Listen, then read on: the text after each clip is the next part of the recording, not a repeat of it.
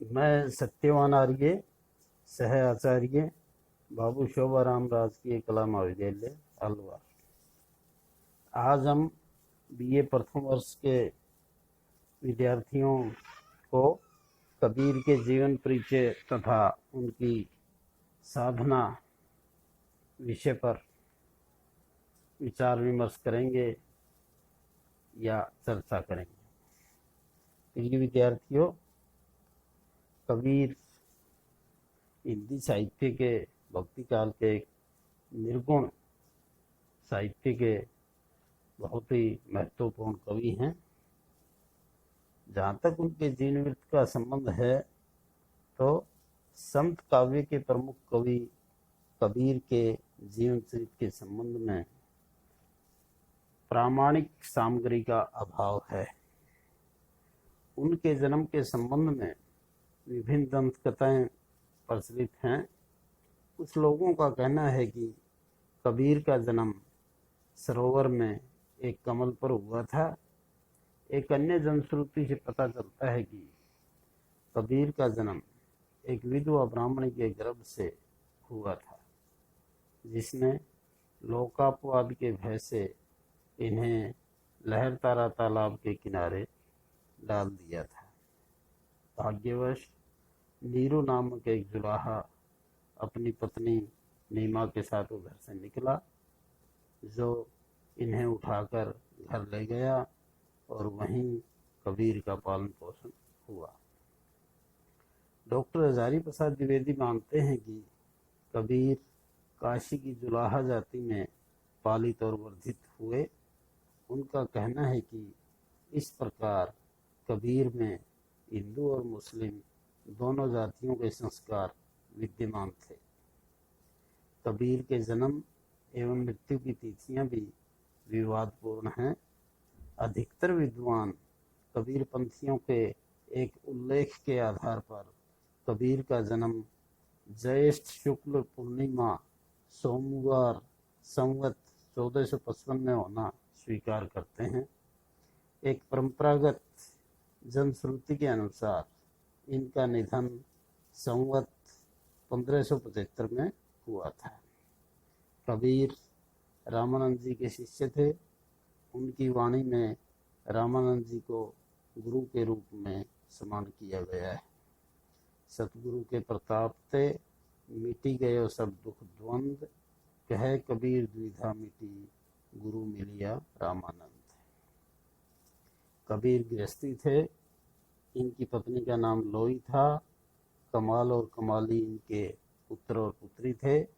कबीर का प्रारंभिक जीवन काशी में व्यतीत हुआ और जीवन के अंतिम दिनों में वे मगहर में रहने लगे।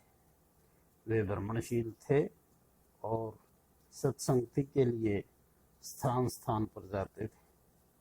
कबीर निरक्षर थे और उन्होंने पर्यटन और सत्संग से ही ज्ञान प्राप्त किया था। वे बहुत श्रुत थे।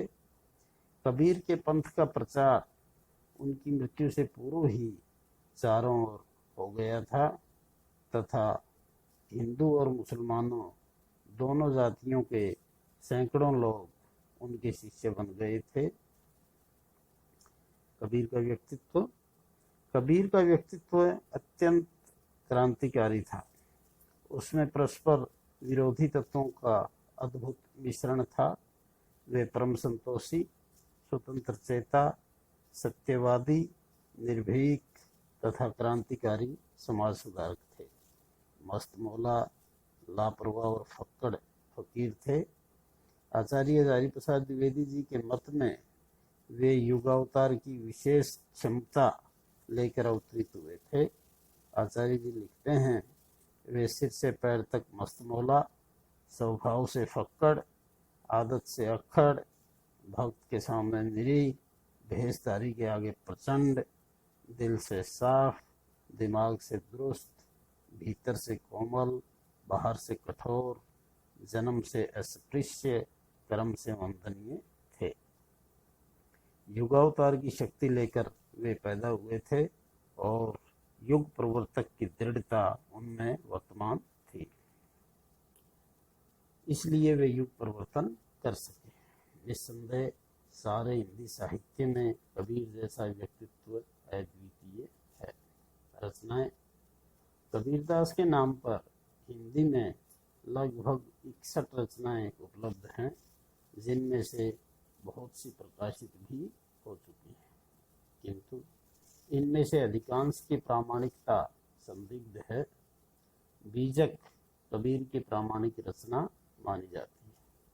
बीजक के 3 भाग हैं, साखी, शब्द और रमैनी। कबीर की साखियाँ अधिकतर दोहों के रूप में लिखी गई हैं तथा आदि ग्रंथ में इन्हीं साखियों को श्लोक कहा गया है।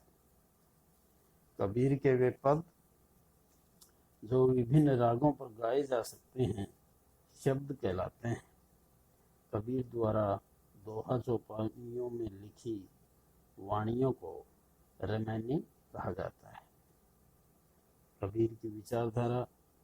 कबीर की विचारधारा को 2 भागों में बांटा जा सकता है, दार्शनिक विचारधारा और सामाजिक विचारधारा। सैद्धांतिक दृष्टि से कबीर किसी एक संप्रदाय से संबंधित नहीं थे।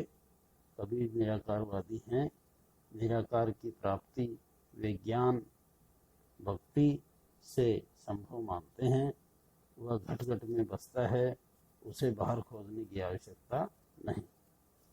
कबीर ने जहाँ कहीं भी राम शब्द का प्रयोग किया है वह दशरथ सुत राम न होकर ब्रह्म का पर्यायवाची है। कबीर ने ब्रह्म, जीव, जगत, माया आदि के विषय में जो विचार प्रकट किए हैं उन पर अद्वैतवाद का ही प्रभाव है। निस्संदेह कबीर पर शंकर के अद्वैतवाद का प्रभाव था, परंतु साथ ही यह भी ध्यान देने योग्य है कि कबीर ने ब्रह्म की उपलब्धि केवल ज्ञान द्वारा ही स्वीकार नहीं की। वे ज्ञान, भक्ति अथवा प्रेम से उसकी प्राप्ति संभव मानते हैं। इसलिए 2.5 अक्षर प्रेम के पर बल देते हैं। कबीर केवल ज्ञानी ही नहीं थे, वे श्रेष्ठ भक्त भी थे। सामाजिक क्षेत्र में कबीर प्रगतिशील दिखाई पड़ते हैं। कबीर सभी धर्मों की मूलभूत एकता के पक्षपाती थे।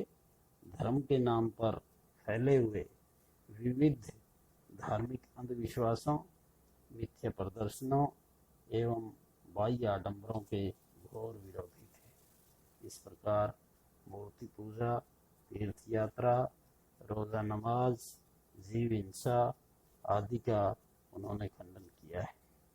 सामाजिक क्षेत्र में कबीर जातिगत, धर्मगत अथवा वंशगत ऊंच नीच को स्वीकार नहीं करते।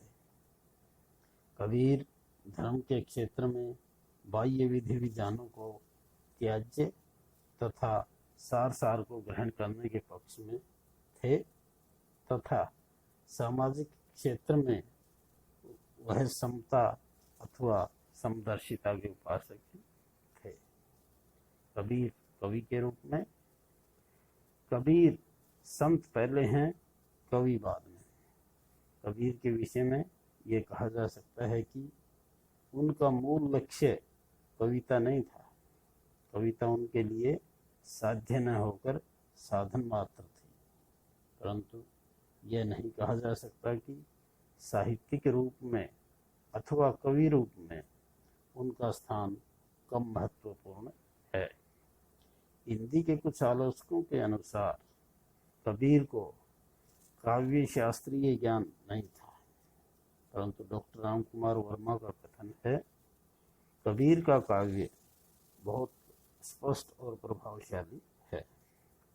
यद्यपि कबीर ने पिंगल और अलंकार के आधार पर काव्य रचना नहीं की, तथापि उनकी काव्यानुभूति इतनी उत्कृष्ट थी कि वे सरलता से महाकवि कहे जा सकते हैं। उनकी कविता में छंद और अलंकार गौण हैं, संदेश प्रधान है। कबीर ने अपनी कविता में महान संदेश दिया। उस संदेश को प्रकट करने का ढंग चाहे अलंकार से युक्त नहीं है और काव्यमय अवश्य है।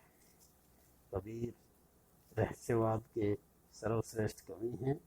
डॉक्टर त्रिगुणायत कबीर के विषय में लिखते हैं, कबीर के काव्य में प्रेम मूलक भावना प्रधान रहस्यवाद का अनुभूतिमय प्रकाशन है। कबीर के रहस्यवाद में दाम्पत्य संबंध के माध्यम से प्रेम की चरम परिणति दिखाई देती है।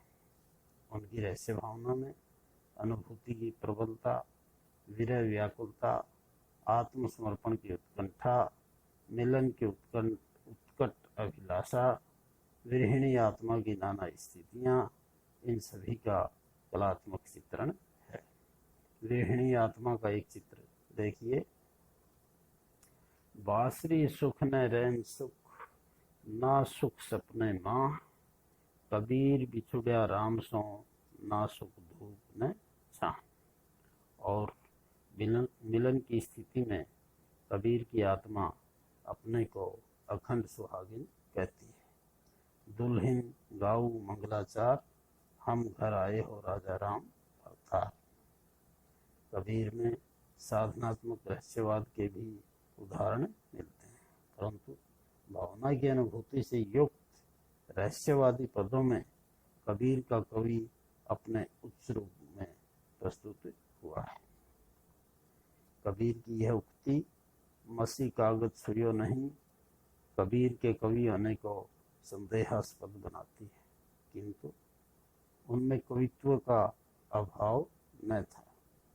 एक भावुक भक्त की तरह उन्होंने अपने आध्यात्मिक विचारों को अभिव्यक्त करने के लिए प्रतीकों, अन्योक्तियों, समासोक्तियों, उपमाओं, रूपकों तथा उलटवासियों का आश्रय ग्रहण किया है।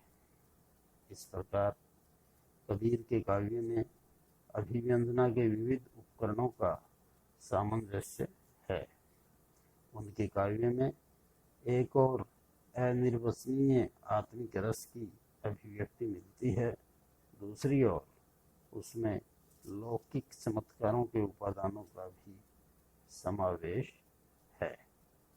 संक्षेप में हम कह सकते हैं कि कबीर के पास उदात्त विचार, पवित्र भावनाएं एवं गंभीर अनुभूतियां हैं और अभिव्यक्ति के उपादान सहज ही उसमें समाविष्ट हो गए। कबीर की भाषा के संबंध में विभिन्न मत प्रचलित हैं।